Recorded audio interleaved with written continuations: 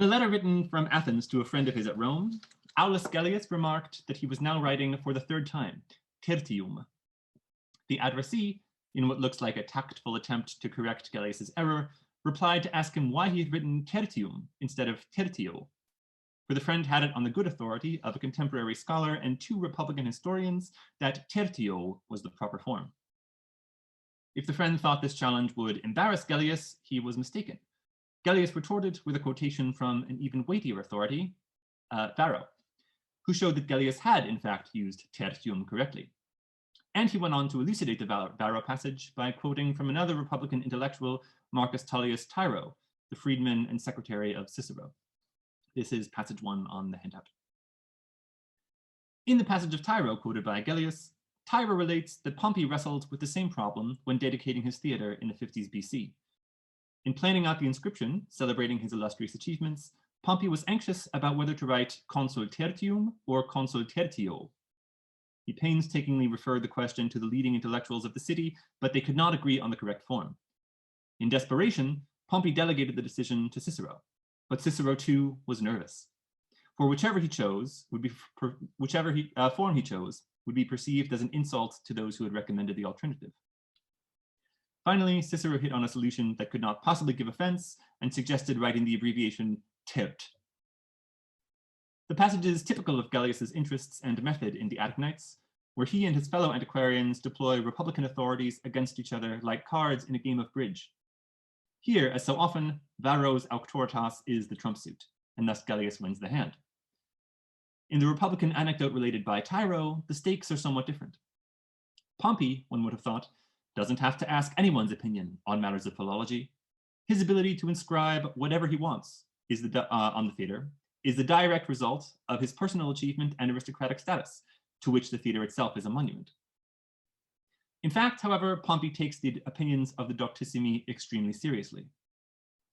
Cicero, for his part, understands that a person's individual brand of Latinity is so integral to their social being that to criticize people's opinions on philological questions is to criticize them ipsos. This process of reciprocal grammatical censorship, which animates Gellius and his friends' antiquarian discussion, and to which Pompey and Caesar willingly submit themselves, is described by Gramsci in the prison notebooks as Grammatica normativa, or normative grammar. This is passage 2 on the handout. Apart from the immanent grammar in every language, there also exists, in fact, even if unwritten, one or more normative grammars.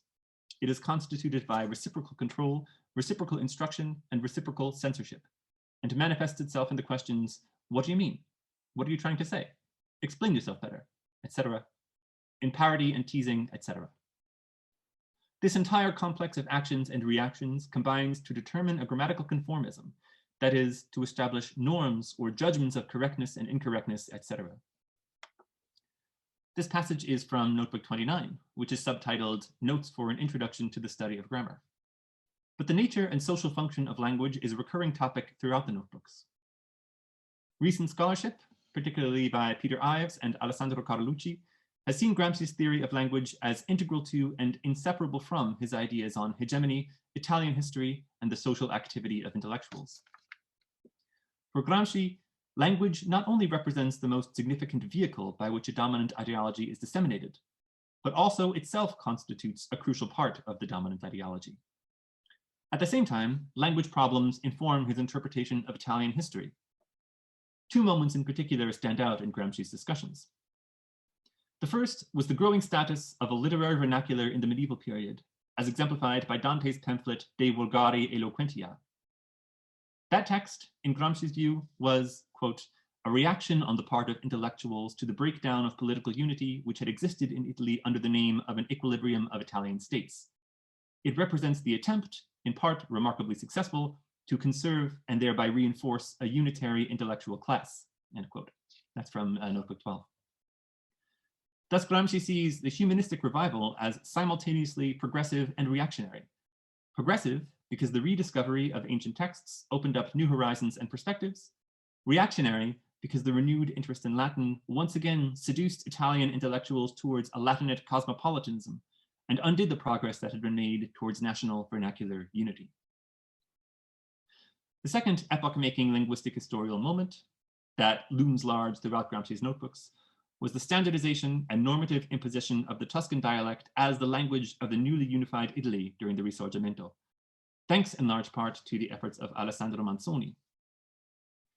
But despite the obvious success of the effort to elevate Tuscan from local dialect to national language, Gramsci still seems to have regarded the process as incomplete, at least with a view to the creation of a unitary national linguistic conformism, which he regards as essential to the acquisition of hegemony by an emerging group.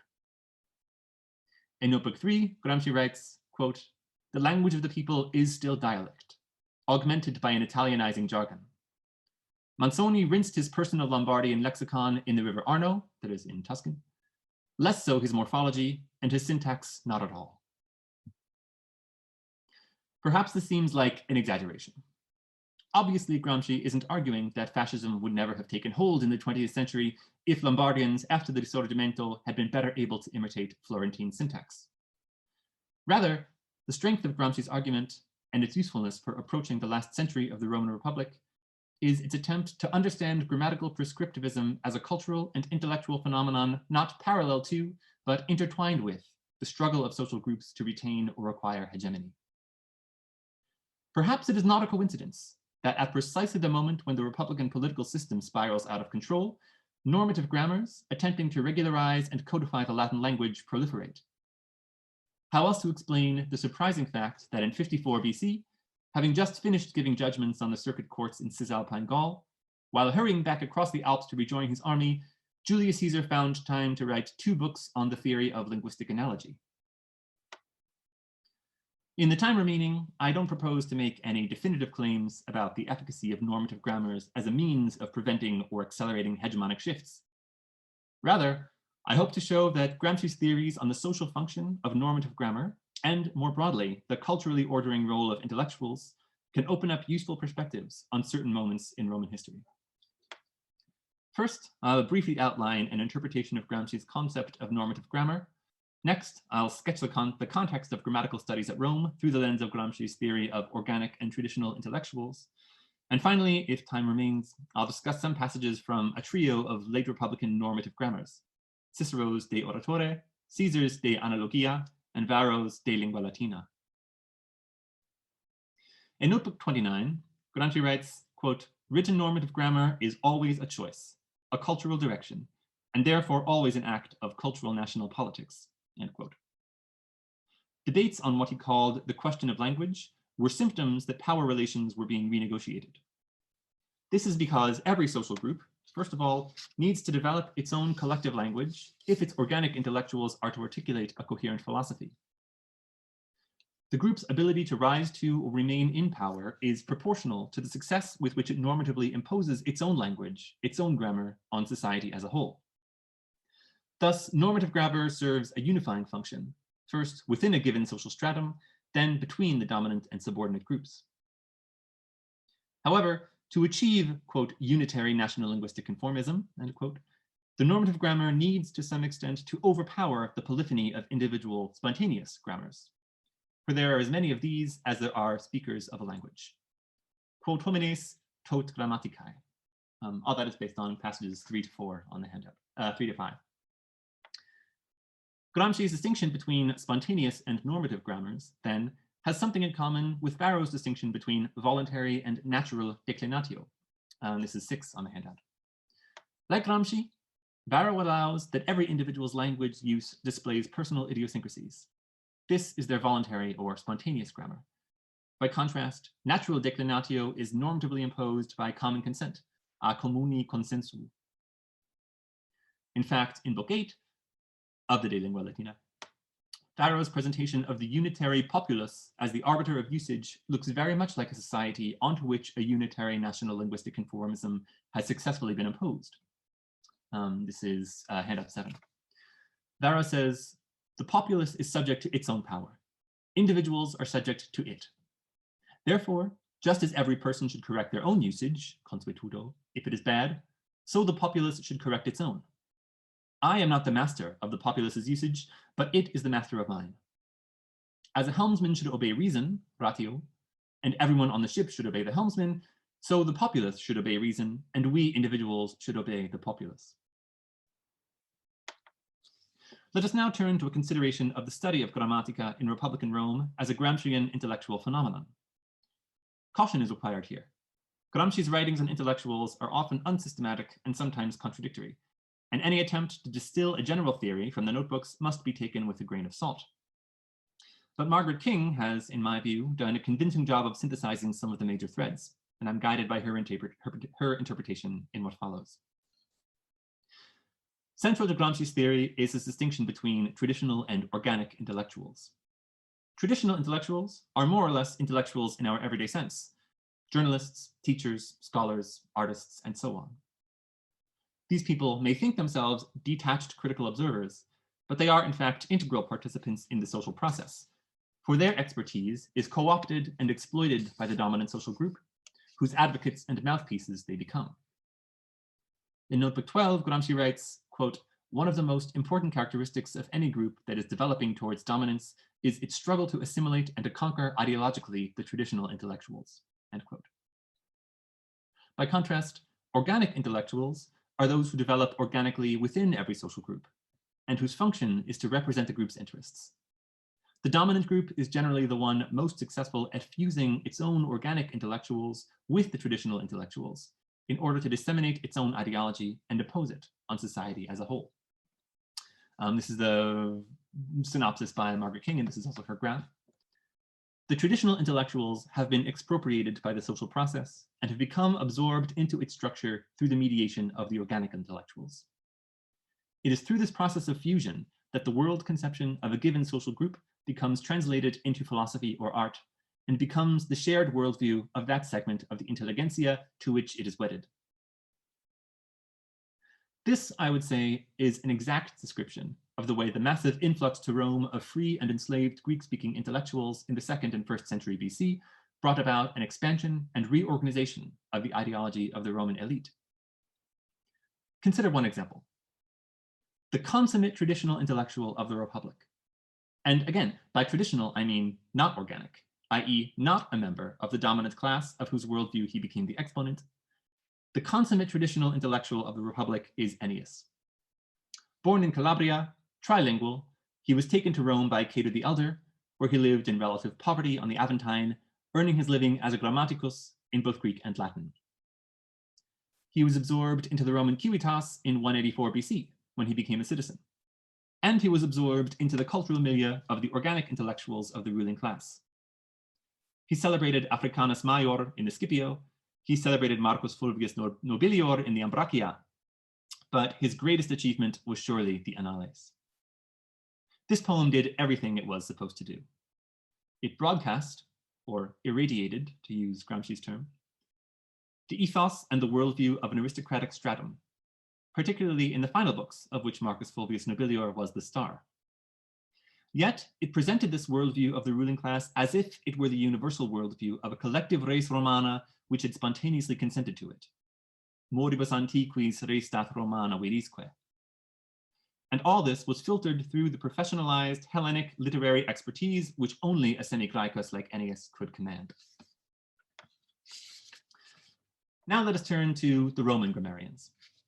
This is passage 10 on the handout. According to Suetonius, Roman interest in Grammatica was sparked in 168-7 BC. In that year, the grammarian and philosopher Crates of Malos, apparently a hardline believer in the theory of linguistic analogy, was sent to Rome on official business by King Attalus of Pergamum. Fortunately for the organic intellectuals of the ruling Roman elite, Crates fell into a sewer and broke his leg. While he was recovering, he gave lectures and held seminars, which inspired the first generation of Roman grammarians to apply the techniques of Greek criticism to Latin texts and to make them accessible to a wider audience. Gaius Octavius Lampadio worked on Naevius's Bellum Punicum, Quintus Vargunteus gave readings of Ennius's Annales, Laelius Archelaus and Vettius Philocomus worked on the satires of their friend Lucilius. Notice these names. Lampadio is a Greek root with an un-Greek ending. We would expect Lampadios, not Lampadion. That would seem to suggest, and it's been interpreted in this way, a name given by a Latin speaker to someone of Greek origin. In other words, it would seem to suggest that Lampadio was Auverna, a person born into slavery. Elsewhere, the name is attested only once for an enslaved character in a Plautus play. Archelaos occurs nowhere else in the Republican period. The name Philokomos appears one other time in a Republican inscription referring to a freed slave. All three of these figures, then, were probably enslaved at some point. We are dealing with traditional Greek subaltern intellectuals uneasily assimilated. It's obvious, then, why Suetonius represents the next generation of Roman grammarians as a new beginning. This is passage 11 on the handout. Lucius Aelius and his son-in-law Sextus Claudius, says Suetonius, put Grammatica on a new footing. Now, for the first time, we are dealing with organic Roman grammarians. Aelius and, Servius I meant. Aelius and Servius are both Roman equites. Aelius earned himself the nickname Stylo, the pen, by writing speeches for all the nobiles. For both men, grammatical research and political engagement are two sides of the same coin. Uterque multi aquarii et in doctrina et in republica usus. The fusion of traditional Greek intellectualism with an organic Roman worldview is now complete. Before looking at some of the surviving passages from Roman normative grammars, let's pause for a minute and consider an objection. Perhaps the normative grammars of the late Republic have nothing to do with the retention of hegemony by elites over competing social groups, because these grammars were never meant for a wider audience than the elites themselves, or at most, for the composite intelligentsia formed from the fusion of subaltern traditional intellectuals with the organic intellectuals of the ruling class. Clearly, aristocratic Romans of the time are deeply concerned with their own Latinity. But does the Roman on the street, who speaks a different register of Latin, really care or even notice whether Pompey's theater says consul tertium or tertio? Maybe not, but maybe.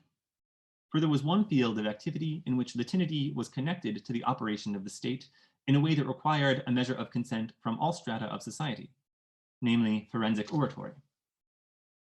Consider Catullus 53.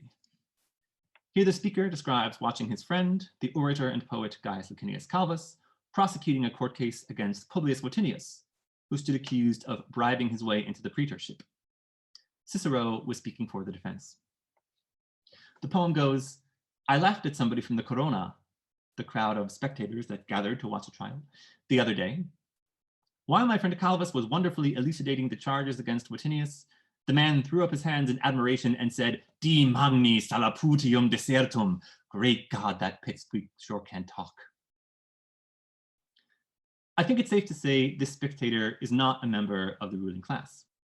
By definition, he is a nobilis, since the elite speaker doesn't know him. And the word salaputium, which occurs only here and in a reference to this poem by the elder Seneca, definitely doesn't belong to polished upper-class Latin. Recent research suggests it's an Oscanism. In any case, this spectator is clearly a person of limited, if any, participation in the machinery of government operating before his eyes. And yet he throws up his hands in spontaneous, even enthusiastic consent to an idealized aristocratic ideology in which power is exercised by deserti, the ideology encapsulated in Cato's phrase, orator est vir bonus dicendi peritus.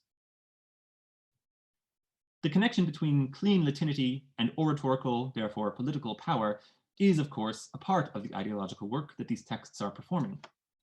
On passage 13 of the handout, in the De Oratore, Cicero says he will avoid dealing with grammatical questions precisely because they are so fundamental that oratory is inconceivable without a firm grasp of them. How can you teach someone to speak, dicere, who doesn't even know how to talk, loqui? How can someone speak ornate, who can't even speak Latine? Similarly, for Caesar, and this is the first passage labeled 14. Similarly, for Caesar, the debate over linguistic anomaly versus analogy was not merely academic, but was obviously subordinated to a worldview that idealized eloquence as a basis for political power. Cicero describes Caesar's treatise De Analogia as a handbook de ratione Latine loquendi. Caesar himself said that the selection of words was the wellspring of eloquence.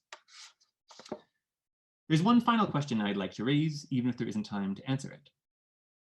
I've alluded in passing to the debate between analogists and anomalists, which was clearly central to Caesar's De Analogia and occupies a significant part of what remains of Varro's De Lingua Latina. Broadly speaking, analogist approaches to language emphasized morphological regularity based on predictable principles, ratio, whereas anomalists pointed out the many irregularities of declension and word formation and wondered whether meaning was determined by anything other than arbitrary usage, consuetudo.